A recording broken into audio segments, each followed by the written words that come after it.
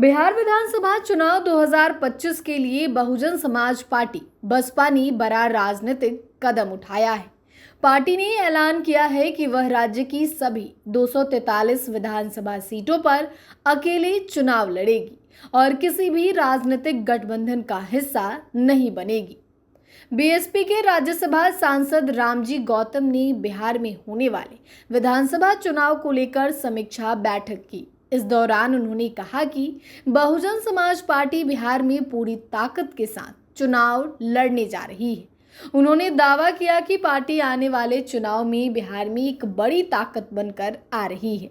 उन्होंने कहा कि अगर बसपा की सरकार बनती है तो गरीबों और वंचितों के लिए कई योजनाएं लागू की जाएंगी। उन्होंने जोर देकर कहा कि बसपा समाज के अंतिम पायदान पर खड़े व्यक्ति के अधिकार और सम्मान के लिए काम कर रही है और आगे भी करती रहेगी।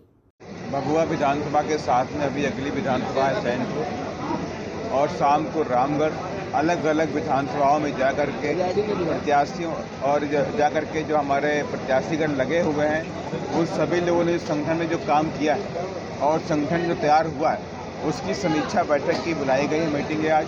और उसमें पूरे विधानसभा से, पंचायत स्तर से, प्रखंड स्तर से, बूथ स्तर से कार्यकर्ता इकट्ठा किए गए हैं। हमारा मकसद साफ है कि इस बार भभुआ की चारों सीटें, कैमूर की चारों सीटें बहुजन समाज पार्टी हर हालत में जीत करके बांधी की झोली में डालने का काम करेंगे। इसके लिए ये समीक्षा की जा रही है। कैंडिडेटों का सिलेक्शन कैसे करिएगा? आपके जो भी कैंडिडेट आते हैं जीतने के बाद दूसरे पार्टी में पाला बदल देते हैं। देखिए, इस बार तो ऐसे तमाम इस पार्टी के लोग भी हैं जो पिछले 5 सालों से पार्टी के साथ में काम कर रहे हैं और हमें पूरा, देखिए, किसी के अंदर क्या है वो हम नहीं जान सकते, लेकिन हम सभी पार्टी के वरिष्ठ कार्यकर्ताओं के साथ बैठक करके और जाति जो समीकरण बनेगा, सामाजिक समीकरण जो बनेगा, उसके आधार पर ही प्रत्याशियों को टिकट दिया जाएगा। बसपा का यह कदम एनडीए और महागठबंधन दोनों के लिए चुनौतीपूर्ण हो सकता है, क्योंकि पार्टी का दावा है कि वह राज्य की सत्ता में परिवर्तन ला सकती है। अब यह देखना दिलचस्प होगा कि आगामी चुनाव में बसपा की यह रणनीति कितनी सफल होती है और राज्य की राजनीति में किस तरह के बदलाव आते हैं। बहुजन समाज पार्टी ने बिहार में आगामी विधानसभा चुनाव को लेकर जो आक्रामक रणनीति अपनाई है वह स्पष्ट संकेत देती है कि पार्टी इस बार न सिर्फ अपनी उपस्थिति दर्ज कराने बल्कि सत्ता तक पहुंचने की तैयारी में है।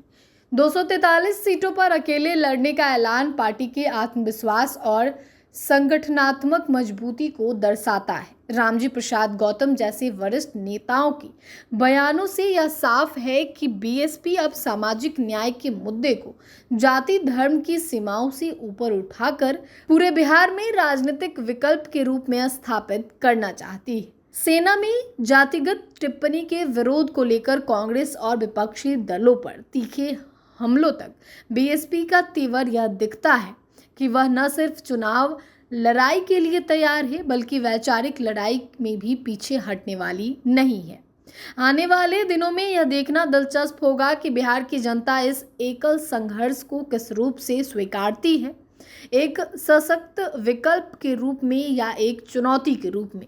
लेकिन इतना तय है कि बीएसपी ने इस बार लड़ाई को सिर्फ राजनीतिक नहीं बल्कि वैचारिक आंदोलन का रूप दे दिया है।